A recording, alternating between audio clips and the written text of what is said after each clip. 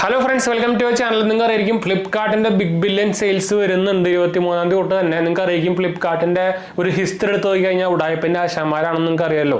അതുപോലെ തന്നെ നിങ്ങൾക്ക് ഫ്ലിപ്കാർട്ടിന്റെ ഓപ്പൺ ബോക്സ് ഡെലിവറിയെ കുറിച്ച് ഞാനൊരു വീഡിയോ ചെയ്തിട്ടുണ്ടായിരുന്നു. ഞാനിപ്പോൾ റീസെന്റ് മോട്ടോയുടെ മോട്ടോ ബുക്ക് എന്ന സാധനം ഫ്ലിപ്കാർട്ടിൽ നിന്ന് വാങ്ങിച്ചിട്ടുണ്ടായിരുന്നു.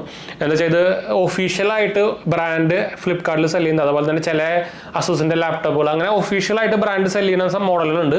അത് പിന്നെയും സേഫ് എന്ന് വേണമെങ്കിൽ പറയാം.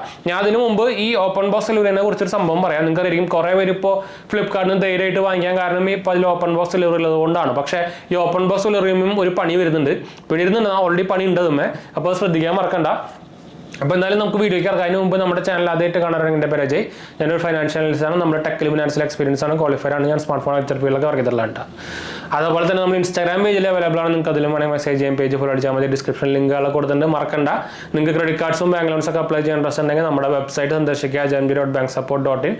നിങ്ങൾക്ക് എന്താ പറയുക, നിങ്ങൾക്ക് സ്കോർ നോക്കിയിട്ട് തന്നെ നിങ്ങൾക്ക് എലിജിബിലിറ്റി ഒക്കെ നോക്കിയിട്ട് അപ്ലൈ ചെയ്യാൻ പറ്റൂട്ടോ. നിങ്ങൾ എന്താ വെച്ചാൽ നിങ്ങൾക്കറിയില്ലോ, ഇപ്പോൾ സെയിൽസ് വരുന്ന സമയത്ത് നിങ്ങൾക്ക് 3-4 ക്രെഡിറ്റ് കാർഡുകൾ ഉണ്ടെങ്കിൽ അത് കിഡിലൻ ഡീൽസ് ആണ്. ഞാൻ ഇപ്പോൾ തന്നെ പറഞ്ഞു, ഞാൻ ലാപ്ടോപ്പ് എടുത്തപ്പോൾ എനിക്ക് 12,000 രൂപ ഇൻസ്റ്റന്റ് ഡിസ്കൗണ്ട് ആക്സസ് കാർഡ് ഉണ്ടാകുമ്പോൾ ഇപ്പോൾ കിട്ടിയത്. ഉണ്ടായിരുന്ന കാര്യം കിട്ടിയത്. അതുപോലെ തന്നെ ആക്സിസ്, ICICI, നമ്മുടെ കോട്ടക്ക്, ഇതിനൊക്കെ നമുക്ക് ഫ്ലിപ്കാർട്ടിൽ ഓഫർ വരുന്നുണ്ട്. ആമസോണിലാവുമ്പോൾ SBI കിട്ടാം. അപ്പോൾ നല്ല ഡീൽ കിട്ടും. ഞാൻ അപ്ലൈ ചെയ്യാനുള്ള ലിങ്കൊക്കെ ഞാൻ താഴെ കൊടുത്തിട്ടുണ്ട് കേട്ടോ. അല്ലെങ്കിൽ നിങ്ങൾക്ക് വെബ്സൈറ്റ് നോക്കിയാലും മതി. അപ്പോൾ എന്തായാലും നമുക്ക് പറഞ്ഞു വന്ന സംഭവത്തിലേക്ക് പോകാം. അപ്പോൾ നിങ്ങൾക്ക് അറിയാം, ഇപ്പോൾ പകുതി ഒരു 90% ആൾക്കാരും എന്താ വെച്ചാൽ മിക്ക ആൾക്കാരും ഫ്ലിപ്കാർട്ടിൽ നിന്ന് പ്രോഡക്റ്റ് എടുക്കാൻ പേടിയുണ്ടായിരിക്കും. എന്താ വെച്ചാൽ ഓൾറെഡി നിങ്ങൾക്ക് ഇപ്പോൾ ഏത് സോഷ്യൽ മീഡിയ തപ്പിയാലും കിട്ടുമല്ലോ ഇവരുടെ ഉടായ്പിൻ്റെ പരിപാടികൾ. അപ്പോൾ അതുകൊണ്ട് തന്നെ അപ്പോൾ അതിന് ശേഷം ഒരു ഓപ്പൺ ബോക്സ് ഡെലിവറി വെച്ചാൽ അതിന് ഓപ്പൺ ബോക്സ് ഡെലിവറി വെച്ചുമ്പോൾ തന്നെ കുറേ ഫീസുകളുണ്ട്. Protect fees, package fees, delivery fees, പിന്നെ എന്നിട്ട് മാങ്ങാത്തുള്ള ഫീസ്, അങ്ങനെയൊക്കെ പറഞ്ഞിട്ട് ഇഷ്ടം പോലെ ഫീസുമാർ വാങ്ങിക്കുന്നുണ്ട്. അപ്പോൾ പാക്കേജിങ് ഫീസ് അങ്ങനെ കുറേ സംഭവങ്ങൾ കാണിക്കുന്നുണ്ട്. എന്താ പറയുക, ഫ്ലിപ്കാർട്ട് അഷ്യൂർഡ് ഫീസ് എന്നൊക്കെ പറഞ്ഞ് കുറേ സാധനങ്ങളുണ്ട്. അപ്പോൾ ഇതെന്താ സംഭവം എന്ന് വെച്ച് കഴിഞ്ഞാൽ നിങ്ങൾക്ക് അറിയിക്കും, ഈ ഓപ്പൺ ബോക്സ് ഡെലിവറി എന്ന് പറയുമ്പോൾ നമ്മൾ സാധനം ഓർഡർ ചെയ്ത് കഴിഞ്ഞാൽ നമുക്ക് നമ്മുടെ ഡെലിവറി ഏജൻറ്റ് മുമ്പിൽ വന്നിട്ട് ഓപ്പൺ ചെയ്തിട്ട് ആണ് നമുക്ക് തരിക. അത് വെരിഫിക്കേഷൻ ചെയ്ത് കഴിഞ്ഞിട്ടാണ് തരിക. എന്നിട്ടാണ് അവരതിൻ്റെ ഫോട്ടോ ഒക്കെ എടുത്തിട്ട് പോയിട്ടാണ് സംഭവം ചെയ്യുക. അപ്പോൾ ഇതെന്താ സംഭവം എന്ന് വെച്ച് കഴിഞ്ഞാൽ നിങ്ങൾക്ക് ഇപ്പോൾ പ്രൊഡക്റ്റ് മാറി വന്നു അല്ലെങ്കിൽ യൂസ്ഡ് പ്രൊഡക്റ്റ് വന്നു എന്നൊക്കെ പറഞ്ഞാൽ നമുക്ക് റിജക്ട് ചെയ്യാൻ പറ്റും. ഇവരതാണല്ലോ വലിയ പൊക്കി പറഞ്ഞ് നിൽക്കുന്നത്.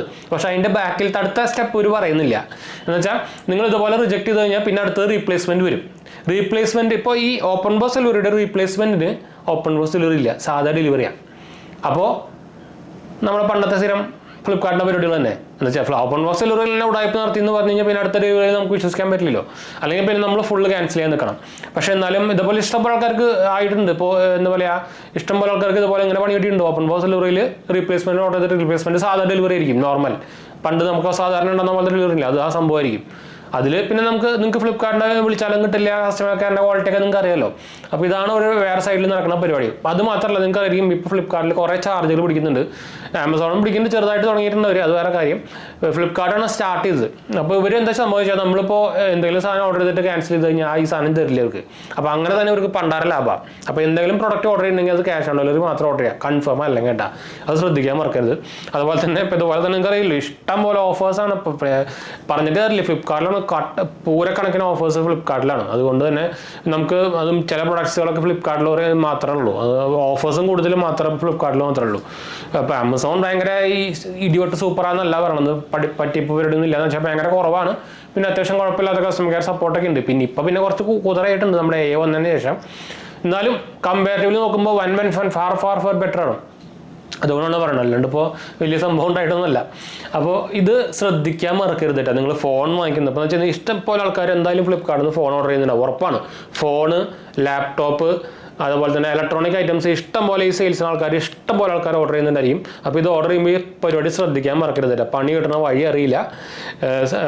നിങ്ങൾ ഓപ്പൺ ബോക്സ് ഡെലിവറി ചെയ്യുന്നുണ്ടെങ്കിൽ തന്നെ ഫസ്റ്റ് വരുന്ന ഓപ്പൺ ബോക്സ് ഡെലിവറി നിങ്ങൾക്ക് റിജക്ഷൻ ആണെന്നുണ്ടെങ്കിൽ ആ ഓർഡർ ഫുള്ള് റീപ്ലേസ്മെൻറ്റ് പരിപാടിക്ക് പോകാൻ നിൽക്കരുത്. അത് കുറേ അത് ചെയ്യണമില്ല, അത് വേറെ കാര്യം. റീപ്ലേസ്മെൻറ്റ് വരുന്നതിന് ഓട്ടോമാറ്റിക്കലി വരിക ചെയ്തതാണ് കുഴപ്പം. പക്ഷേ വിളിച്ച് അത് ക്യാൻസൽ ചെയ്തിട്ട് റീഫണ്ട് റിട്ടേൺ അത് റീപ്ലേസ്മെൻറ്റ് വന്നിട്ട് റിട്ടേൺ ചെയ്യാൻ പോയി കഴിഞ്ഞാൽ പുലിവല പിടിക്കിട്ടാ.